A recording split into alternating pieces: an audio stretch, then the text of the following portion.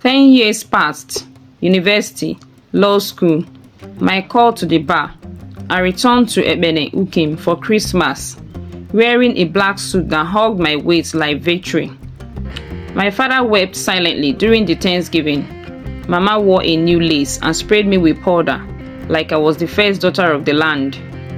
But beneath the celebration, I felt something tight in my chest, a thread from the past, still knotted. That thread had a name, Eno Abasi. I hadn't seen her since I left for Uyo.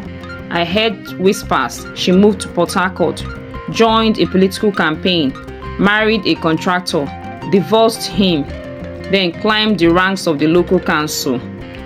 The stories never agreed, but one thing was clear, Eno had power now. Then came the case, a land dispute. Obong Udo, a fair village chief, stood to lose 200 hectares of ancestral farmland to a shady real estate deal. The developers had documents, but they smelled forged. My NGO, Voice of the Soil, took the case for pro bono. It felt personal, fighting for truth, for justice, for home. At the first court hearing in Uyo High Court, I opened the file and my heart skipped.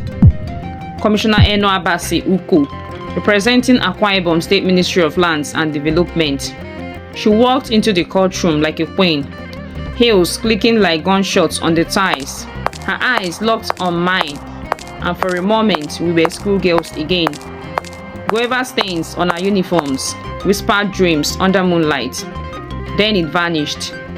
Barrister Imaobong, she said, smooth as silk, still chasing curses, I see.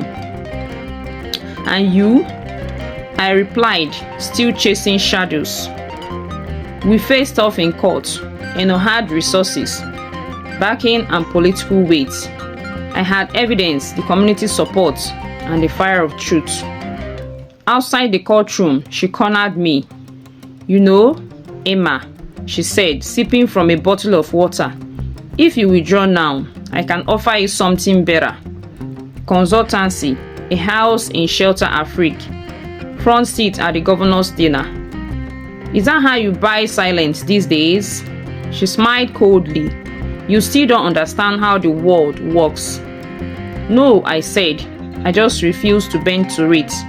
Her smile fell.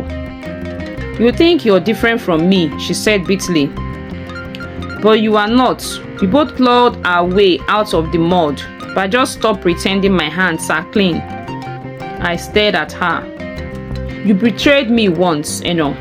I said, this time you're trying to betray an entire village. She leaned in, whispering so close I could smell her expensive perfume. Then you better win, Emma, because if you lose, it won't just be farmland that disappears. That night, I couldn't sleep. Not from fear, but from sorrow.